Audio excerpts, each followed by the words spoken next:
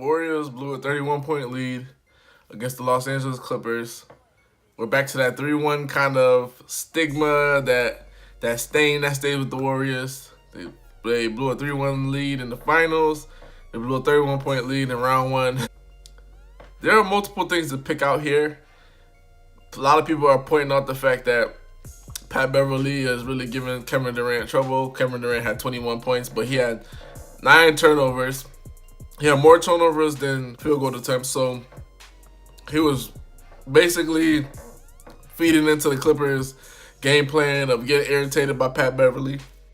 Warriors got outscored 87-32 in the second half.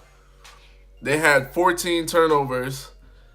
Most of those turnovers, they had 22 turnovers, but 14 turnovers that came down the stretch of the game. And they're basically unforced errors. And here's the worst part. If you think about it, these last 2 games that the Warriors played against the Clippers, they've had 42 turnovers. So they're averaging about 21 turnovers a game. That's way too many turnovers. They're really loosey-goosey with the basketball, and that shows that they lack focus, that they're trying to make some plays that aren't there. And it's good to be supremely talented and things like that. And you know that most of the time you could win a game, you could shoot yourself out of a game or into a game. The problem with the Warriors is essentially they took their foot off the gas. I know the Boogie Cousins injury was deflating, but still you ballooned the lead to about 30. So how do you lose a game like that? And basically what it comes down to is just they're not taking it seriously. They're still figuring out some things about how they want to play this year, which is kind of odd because they're a veteran team. They had added a firepower to the arsenal of Boogie Cousins, and they're still trying to figure themselves out. But here's the kicker. Here's something that people aren't talking about in this Clippers-Warriors series. Kevin Durant and Klay Thompson are struggling. And it's kind of odd to see that due to the fact that so many times, like in the finals especially, we're so used to seeing like Curry struggle. But I'll say in the last couple of finals, he hasn't been struggling that much, except for Game 3s. Game 3s, for some reason, him and Klay struggle. Curry and Klay struggle. But overall, in the playoffs the past couple of years, with KD there, Curry hasn't been struggling. But KD, in this series, he's struggling because of Pat Beverly's. Pat Beverly is making him do some wild things. And Klay is struggling. Now, to me, Klay is a little bit more significant because down the stretch of that game, when they were up by 1, Klay had almost basically a wide open 3 that he would always, no matter what, hit. Usually, like 9, I would say 8 times out of 10 he hits that 3. This time he missed, and he just wasn't himself. He was getting cooked on defense. Maybe that was the problem because he was getting cooked on defense by Lou Williams. And for Lou Williams, the Clippers, and Doc Rivers, congratulations. You're not going to get swept. And another thing is, this is what I meant by last video when I said that the Clippers were auditioning for basically 2 players, 2 max players that let them know, like, hey, you come here. Not only can we compete with the Warriors, we took a game on their home floor without a star. Now imagine if you come to us, we could beat the Warriors. Every analyst, everybody, I feel like they watched my video. They basically took what I said and repeated it. Oh, they're auditioning. I'm the first one to say that. You could check my video. I said that. As far as the Clippers, this is a great audition for them for their 2 max slots. So, like, basically, this is like icing on top of the cake. Not only did they get to stay alive in the series, now they're recruiting for the summer. If you know, and wilder things can happen. Let's just say they were to advance.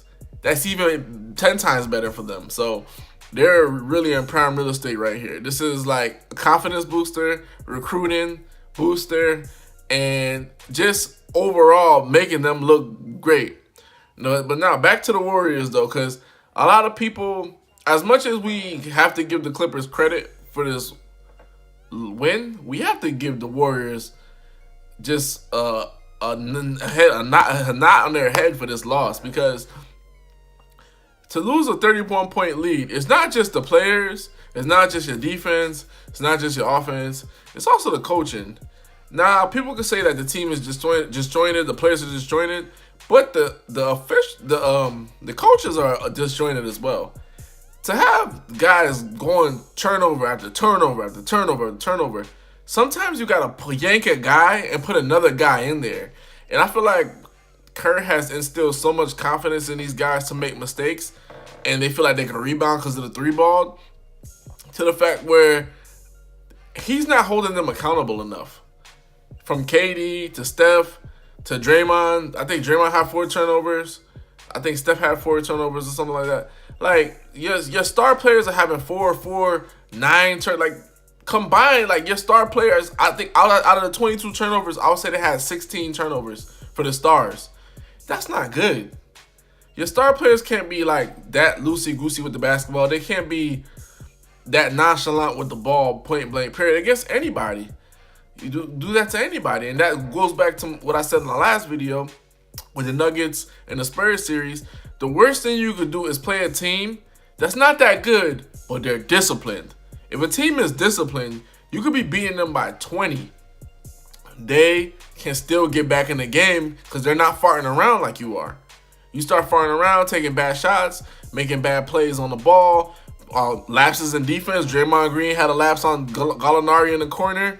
Lapses on offense. Kevin Durant driving to the hole on Hero, not seeing that the guy was setting his feet. He could have pulled it out or whatever the case is. Used the clock to his advantage because they had a lead. These are the small things that a disciplined team, they do, and they win games. So let's just say you're talented and you're disciplined, which the Golden State Warriors lost their discipline in that game. I'm not going to say that they're not a disciplined team because they didn't get the number 1 seed by being undisciplined. So they just kind of got off center or whatever the case is. But the true thing that's really sticking out to me is Kevin Durant and Klay Thompson. And a lot of the past couple playoffs, I'm going to say this here. A lot of people don't want to admit this, but go back over the past couple years. Kevin Durant, he saves the team in terms of the finals. Like the finals, he's the man. But in some of these series, Curry, he carries both Durant and Klay Thompson. Klay Thompson's a great defender, but he struggles. And he struggled in a lot of finals. He struggled in a lot of playoff series. So that's something to watch. Like if those guys can't get easy shots and get going, and you got to rely on Stephen Curry to give you 8 threes a night, it's not a sustainable model. And for Kerr, he has to really figure out, all right, if they're going to dare Draymond to shoot, dare all these guys to shoot, those guys have to drive to the basket. And, you know, KD, they could do like a second fill or a driving kick. They drive to the basket, KD goes out, gets the ball, and shoots a 3. They're going to have to finagle some stuff because they can't just be letting Draymond Green stand on top of the key. All these guys stand on top of the key. They can't shoot and messing up all the spacing on the inside. It should be the other way around. It should be those guys on the inside and those guys on the outside.